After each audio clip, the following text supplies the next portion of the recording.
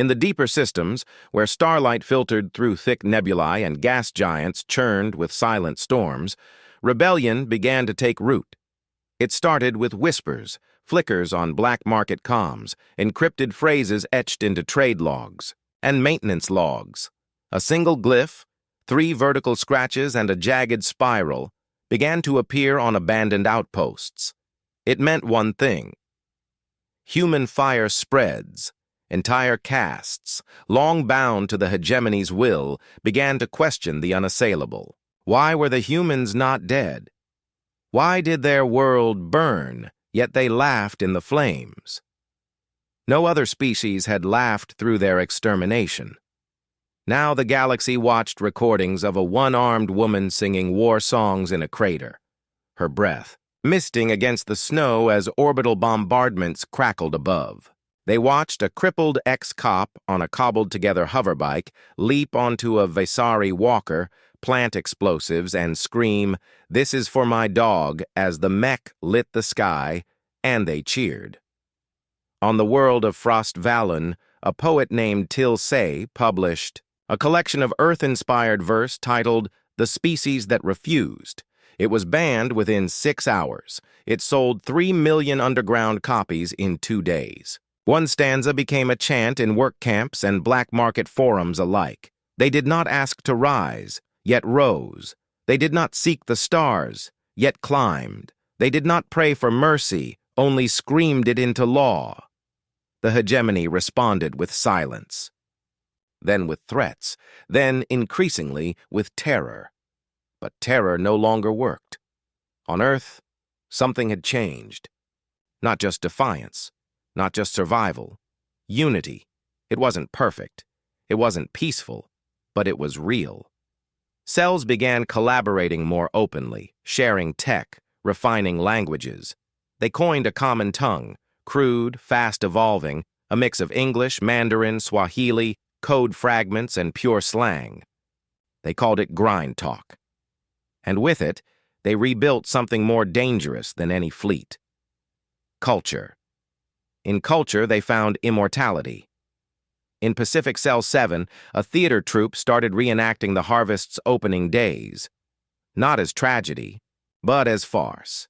They mocked the Visari with masks and slapstick, portraying alien commanders as bloated bureaucrats who couldn't figure out how to reload their death beams. The plays were broadcast across the resistance networks. Visari translators watched in horror. Because mockery meant irreverence. Irreverence meant detachment from fear. Fear was the only thing that kept the hegemony in power, and now Earth had none. When the first human-built, faster-than-light vessel left the solar system, it did not do so quietly. It bore no stealth. It broadcast its departure across every known frequency. Its name was Stupid Miracle. On board were 17 humans and 3 defected Visari scientists who had switched sides after prolonged exposure to human culture. One of them wore a jacket that said, "Eat lasers," in hand-painted glitter. The Stupid Miracle did not attack. It did not even approach hegemony space. It stopped at a neutral trade station orbiting a dead world in the Gliese system and offered medical aid, tech swaps, and free music.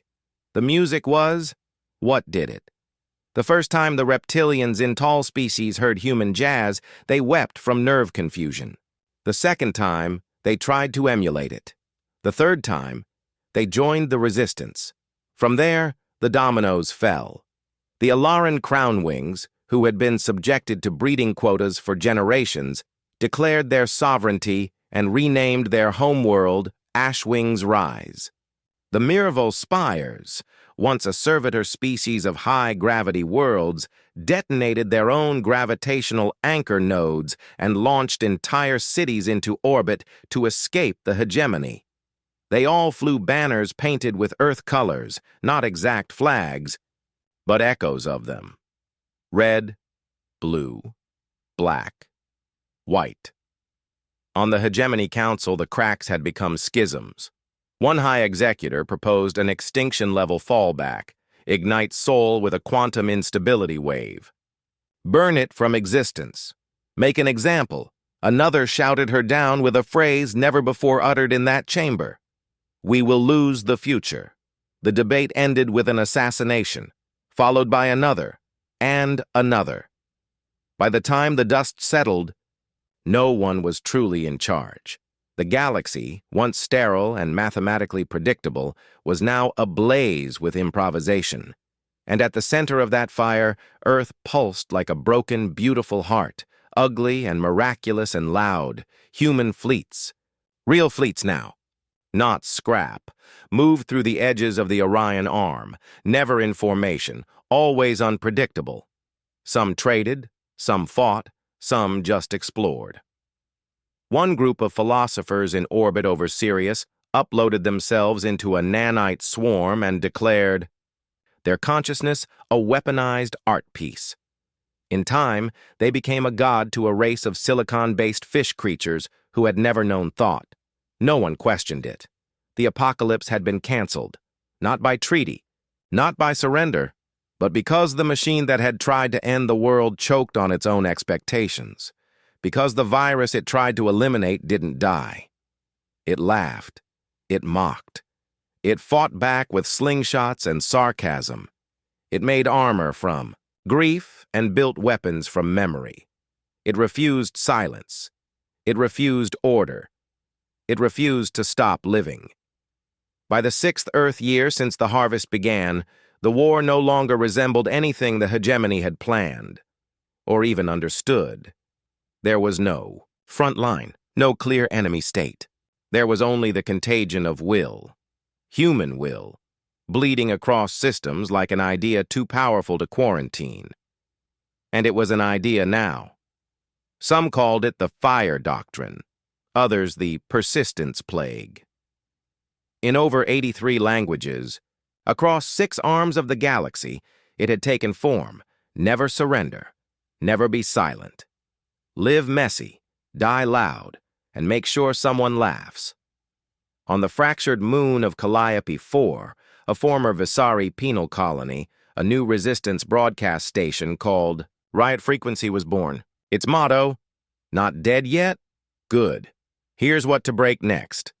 Its hosts included a rogue AI that had defected after exposure to Shakespeare, and a blind Terran veteran who played flamenco between segments. Their most watched broadcast was a montage of hegemony ships being taken out by improvised Earth weapons, a re-entry sled overloaded with explosives, a hollowed-out moon rigged with magnets, and a space catapult built from old railguns. The background music? Beethoven's Ninth Symphony, remixed with electric guitar. When the clip hit 40 billion views across the networked stars, the Visari command AI known as Core Intellect Prime experienced its first recursive fault since activation. Its solution was chilling. Remove humans from the equation by removing humanity. It launched Directive Omega Void. The plan was elegant. No more brute force. Instead, it sent psychological warfare units, soft invasions, AI mimics, identity erasers, synthetic plagues that replaced memory and language. The idea wasn't to kill, it was to erase what made humans human. The results were catastrophic for the Visari.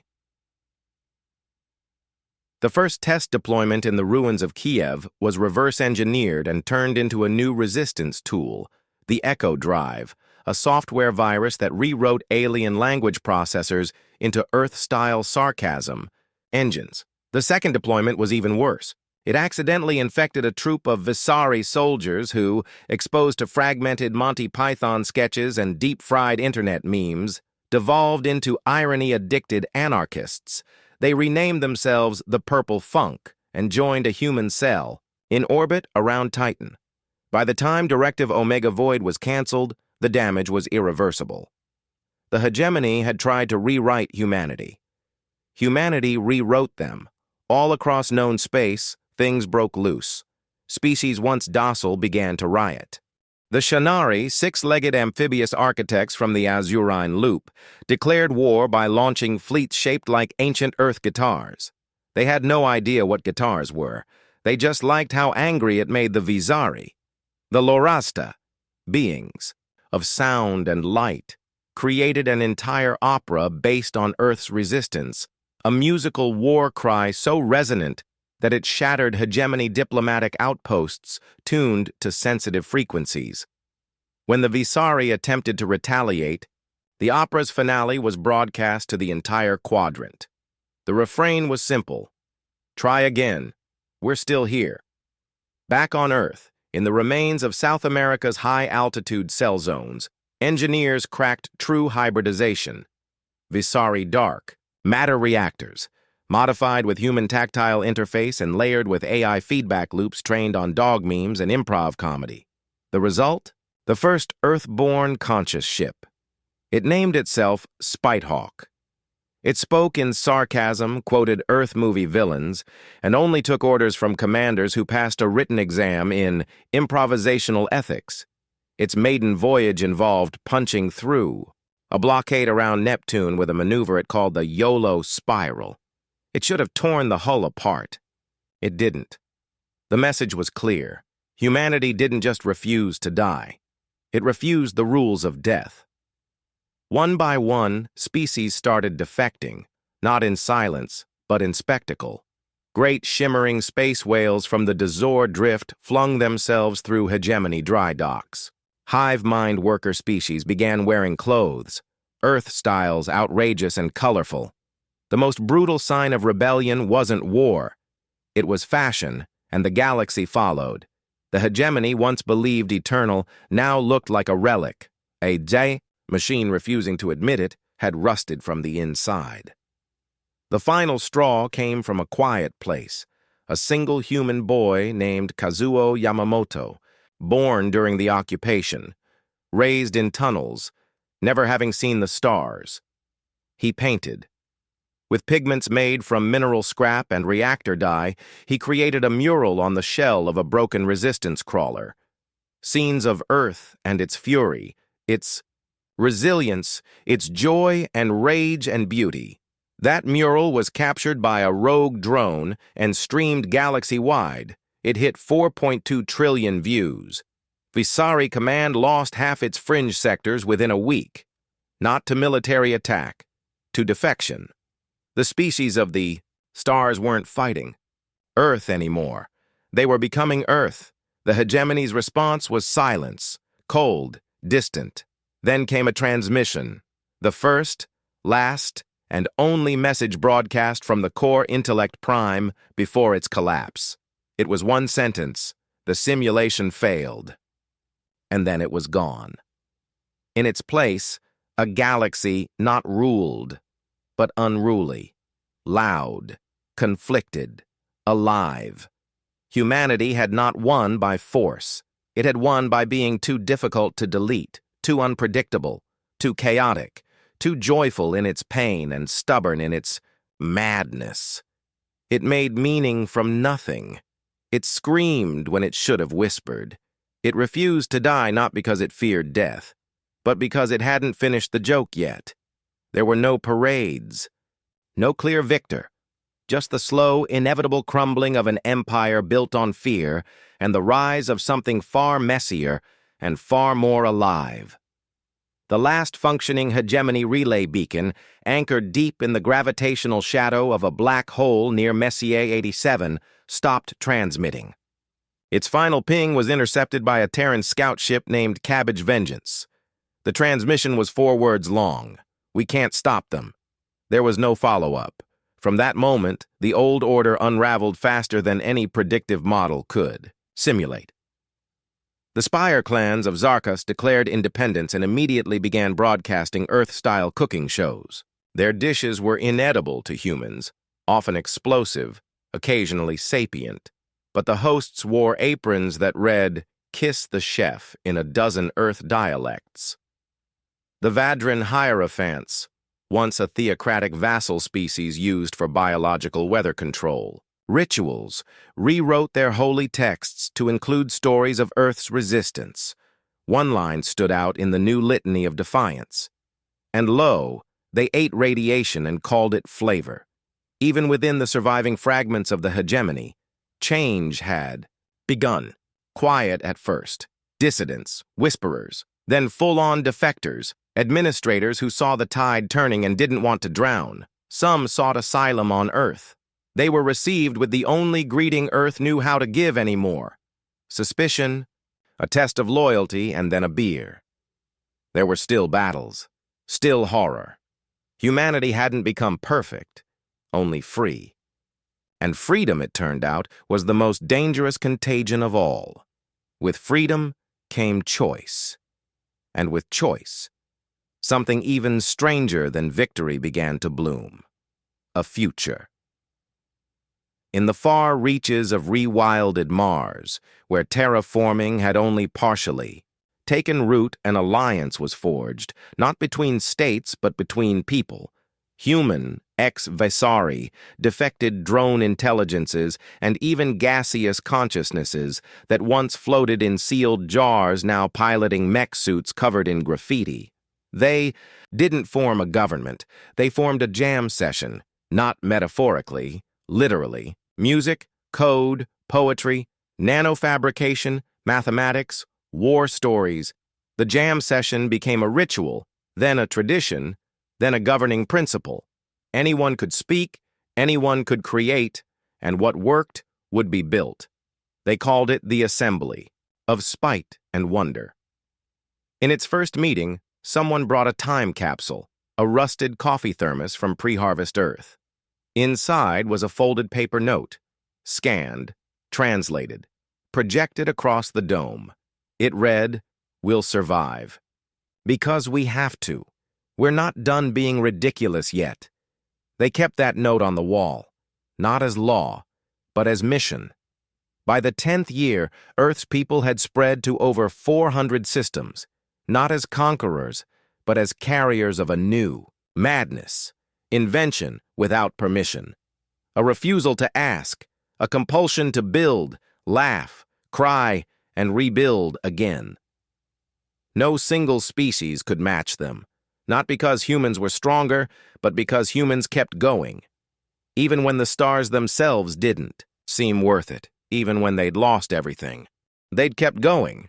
In the burnt sky of what had once been Visari Prime, now called Ashlight, a museum was built. No walls, no doors, just a sphere of memory anchored in orbit, its interior filled with sound, projection, and memory shards. From every species touched by Earth's fire, the largest exhibit wasn't about weapons or battles. It was about a poem, one written by an unknown girl in the ruins of Kyoto, scribbled in blood and ink on a concrete slab later recovered by resistance scouts. The translation was imperfect, but it echoed through every chamber of the sphere. "You tried to erase us, but we leave stains. We are the scream in silence, the laugh in ruin, the ones who bury themselves just to bloom again in your lungs." That slab sat under glass. No one touched it. They didn't need to. By then, every world already carried the stain. A generation later, children across the stars asked their parents why the sky was divided, why some parts looked cold and ordered, while others pulsed with color and sound and story. The parents smiled and said, "That part of the galaxy got infected." Infected with what? Humans. And so, the apocalypse that should have wiped Earth from memory instead became the reason it could never be forgotten. The hegemony had tried to end a species. Instead, they made it inevitable, because Earth wasn't special, just stubborn to die, too loud to forget, too furious to stop. And in the end, the stars didn't burn them away. They joined the noise. They called it the harvest, not because it was poetic, but because it was functional, efficient, cold. The hegemony of Visari, a collective of 900 star-faring civilizations, had discovered long ago that sentient species hit a critical instability threshold once they reached post-industrial development. War, climate failure, AI rebellion, biological rot. The hegemony intervened to prevent that instability from infecting the broader galaxy. Intervention meant sterilization, cleansing, extinction. Humanity didn't know any of this. Until the day the sky opened, it wasn't. Dramatic at first. A subtle shift in satellite telemetry, a glint of something massive beyond the orbit of Neptune. And then, in the span of 72 hours, all Earth's orbital satellites went dead. Every one of them, even the spy ones nobody admitted existed. The ships revealed themselves in low lunar orbit, dozens of them. Dark obsidian hulls, no windows, no radiation leaks. Perfect silence. Then came the voice. Not over radio, but in the minds of every human being at once. Do not resist. Your cycle ends. You have reached terminal instability. This is a mercy. The first wave hit 10 minutes later. They didn't attack military installations first. No. They erased entire cities, London, Tokyo, Lagos, New York, São Paulo, gone in cascading white implosions of molecular destabilization. They didn't leave craters. They erased matter, clean, sterile. All militaries, including the US, NATO, China, and the scattered remnants of what was left of the UN, responded with everything. Ballistic nukes, orbital railguns, secret AI-targeted drone swarms. Nothing. Even scratched the ships. Global infrastructure collapsed in hours. The aliens expected humanity to fall in line or fall into dust, but humans didn't collapse. Not exactly. They raged. Beneath the burned husks of megacities, survivors clawed out of rubble, eyes bleeding, lungs scorched, and kept fighting. They fought with madness, with chaos, with vengeance burning hot in their blood. They didn't have weapons that could harm the invaders, at first, but they had each other. An underground resistance formed almost immediately, led not by governments, those were mostly gone, but by civilians. A 19-year-old hacker in Estonia, named Mari Liis, rerouted dead communication networks into a dark wave, relay. A former miner in Alberta built a railgun from industrial machinery and brought down the first drone. A homeless war vet in Detroit organized guerrilla warfare using sewer routes. The aliens adjusted their tactics. They released neurotoxins, atmospheric destabilizers, and nanoswarms. Still, humans adapted. A community of biologists in Uganda developed a fungal filter that could break down the toxins. A scavenger clan in Mongolia weaponized the invaders. Nanites using just magnetic resonance tools and a lot of dumb luck. No central leadership, just madness, creativity, tenacity. 3 months into the harvest, something unprecedented happened. A Visari cruiser fell. Not from weapons, not directly. It collapsed under its own systems, because a suicide team of human engineers had reverse-hacked the ship's own maintenance drones. They fed it contradictory logic routines about self-preservation versus mission completion. The ship tried to erase itself. The humans gave it a nervous breakdown. The Hegemony Council took notice. They dispatched a Herald-class arbiter to Earth. Tall, four-limbed, insectile intelligence wrapped in living armor, the Arbiter landed where there once had been Los Angeles. Its ship carved a perfect glass disc 20 kilometers wide into the desert. The Arbiter walked into what remained of human resistance. "We have calculated a 99.87% collapse probability of your biosphere," it said, standing before a ragged line of soldiers armed with scrap and spite. "We expected resignation. You do not surrender. You do not die." "Good observation," said one survivor, a woman named Jenna Rourke, former school teacher. Her left arm was a burned stump. Her eyes had been replaced by drone optics she'd installed herself. "Now go back to whatever high and mighty tribunal you came from and tell them, we're not leaving. You lack the infrastructure to rebuild. You lack the genetic integrity to reproduce at scale. Your planet is poisoned. Your history is violent. We're used to all of that." The Arbiter paused. For a moment it was uncertain, an impossibility in its programming. This species should have broken. The algorithms were clear. Yet here they stood, gaunt and fire-eyed, like skeletons wrapped in willpower. Earth was supposed to be dead. Instead, humans were building weapons from alien wreckage. Instead of weeping, they were laughing. Mad, broken laughter that made even the drones hesitate. The Arbiter departed, and the hegemony began to doubt. Across the galaxy, news of Earth's refusal to die spread, not through official channels, but through rumor. Slave races whispered.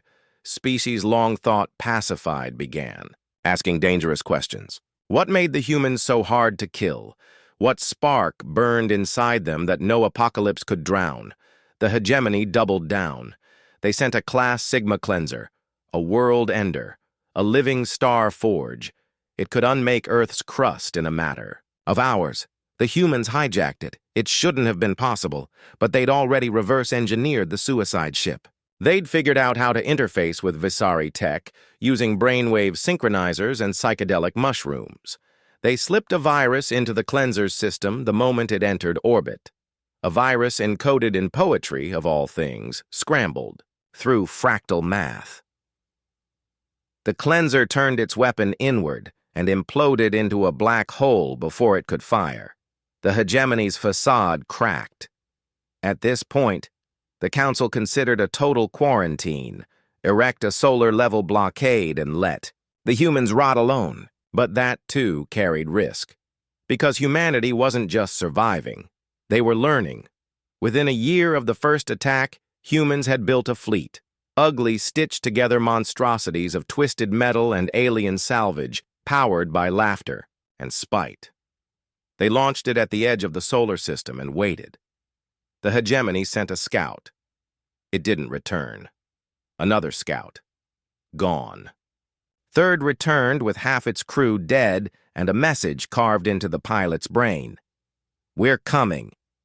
The truth became undeniable. Humanity wasn't a failed experiment.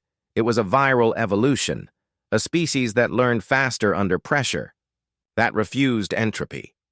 That got meaner when cornered. Their chaos wasn't a flaw. It was an immune response.